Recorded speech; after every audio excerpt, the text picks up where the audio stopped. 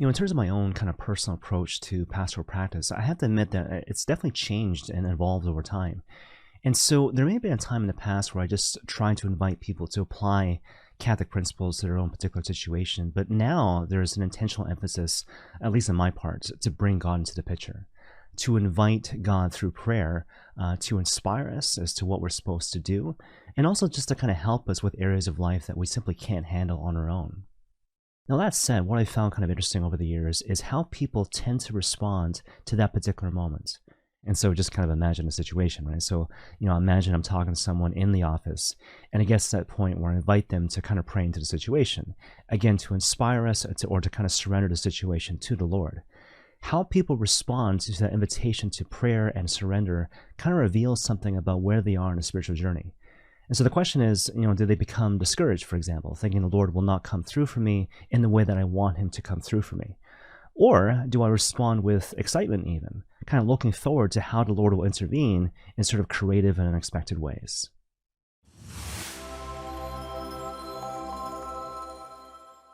Just to kind of frame the thing on a preliminary basis, I remember once listening to an interview given by Jackie Mulligan, the founder of Reform Wellness, where she was talking about a conversation that she had had with a religious sister. So I'm not sure if it was her spiritual director or whatnot, but anyways, it was a conversation with a nun.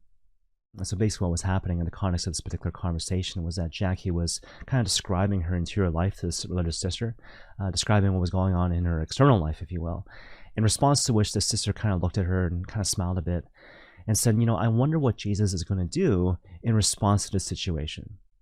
But then what's funny, and this is kind of the point of the story, in response to the sister's comment, Jackie sort of said something like this: well, forget Jesus. Like, what are we going to do? What am I going to do? What are you going to do? And so instantly there was this feeling of panic or concern because, again, it kind of touched on this thing we talked about at the outset. Like when I'm invited to surrender my situation, dare we say my life, to the Lord, how do I respond to that? Do I feel excited? Or in fact, do I feel threatened? Now, obviously, just to kind of close off that particular story, Jackie obviously in retrospect realized her error, right? And so that's why she was telling the story in the context of this podcast, right? And so she kind of realized in retrospect that basically whenever you try to approach a particular issue or solve a particular problem, you always need to bring God into it, right? Otherwise, if you don't, if you feel like, you can go through a thing and look back and say like, I did it, there's something kind of unchristian and dare we say even kind of ungodly about that particular mindset. But obviously the reason why I bring up that particular story is to basically suggest that a lot of us struggle with that particular dynamic, right? This particular image of God as being completely distant from our lives. And so right now, perhaps that's a really important question for us to answer. Like, what's my working image of God? And so, for example, perhaps you're in a situation where you truly believe that, yes, God did miraculous things in the context of the Bible, both in the Old Testament and the New. And perhaps you also believe that God will come back to judge the living and the dead, right? To hold us to an account for the things we have done and the things we have failed to do. But perhaps at the same time, you don't really believe that God cares about you right now in the present moments, right? You don't really believe that God cares about your small, everyday, ordinary problems. And so maybe you believe that, yes, the Lord is concerned about really big and important things like the salvation of the world. But again, when it comes to you and your ordinary, simple life, does the Lord really care? And will he, in fact, actually intervene? Well, I think all of us sort of believe on a catechetical level that, God is the Alpha and the Omega, but at the same time, he's the one who counts every hair in our head. Therefore, the question is not so much a matter of faith, but rather, how do we bring together our working image of God and this idealized image of God that we find in the Bible? How do we bring these two images together to discover the real Jesus, if you will, the one living and true God?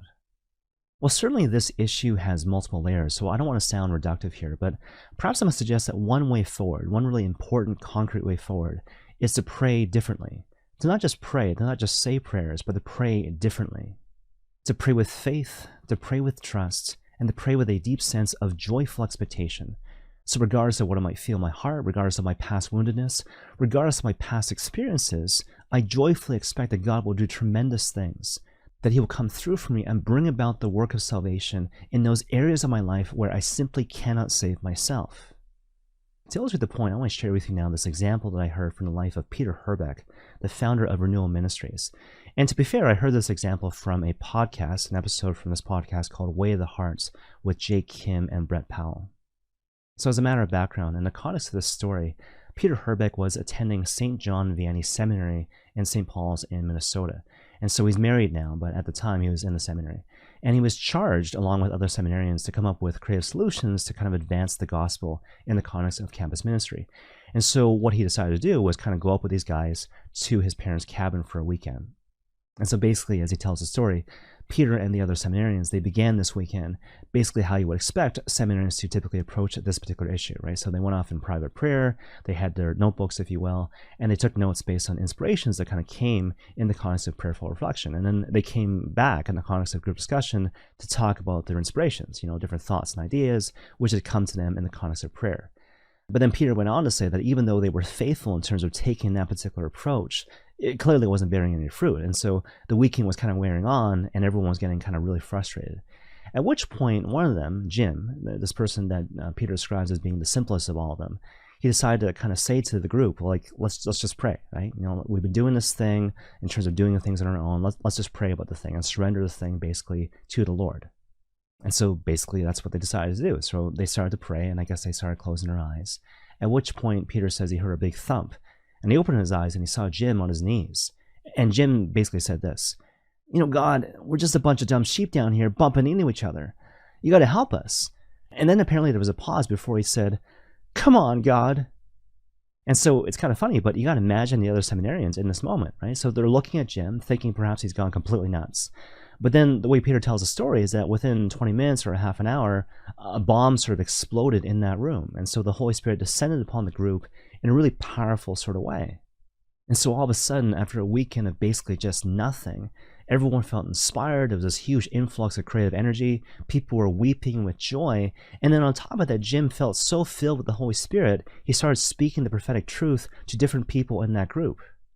And so basically he went to one guy and speaking in the name of the Lord, he said to him, like, look, you're going to be my shepherd who's going to lead my flock. And that guy eventually became a bishop. Then he went to Peter Herbeck and said, look, you're going to be my mouth who's going to speak my word. And of course, he became Peter Herbeck, founder of Renewal Ministries. And obviously the whole point of the story is that that's the sort of thing that can happen when you explicitly invite the Lord into your situation, into your problems, and into your life.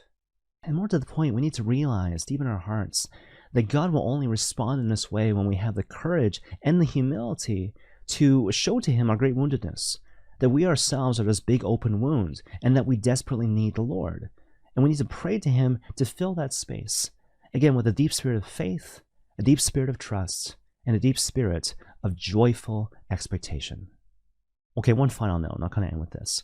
So obviously when you hear a story like this, it sounds amazing, it sounds incredible, it sounds completely beyond our reach, right? So can I truly have a Pentecostal type of experience in my own life? Well, obviously the answer is yes, but it implies that we're praying for the right things. So to kind of cap things off here, I want to give you a bit of practical advice here. And so when it comes to petitionary prayer, that form of prayer where we're basically asking God for things, certainly the Lord invites us to pray to him at all times, right? We find that in the gospel.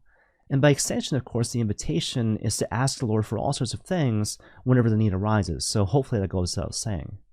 But that said, perhaps I might share with you a little thing that I do when it comes to petitionary prayer, right? So every day, for example, let's say you're praying a holy hour. My recommendation to you is to save your petitionary prayers to the end of your holy hour, right? And the advantage of that is that you allow the Lord space and time to inform you as to what to actually pray for, right? So here's where you need help. Here's where you need healing. Here's where other people need help and healing. And once you have clarity about that, that frames your petitionary prayer, right? And that's a really explicit way to invite the Lord to enter into your broken and messy situation, right? To not just pray to him willy-nilly, but to actually ask the Lord to even inform the way that you pray to him. So hopefully you find that kind of helpful, both in the context of petitionary prayer, but also in the greater context of your relationship with Christ. And may God bless you all.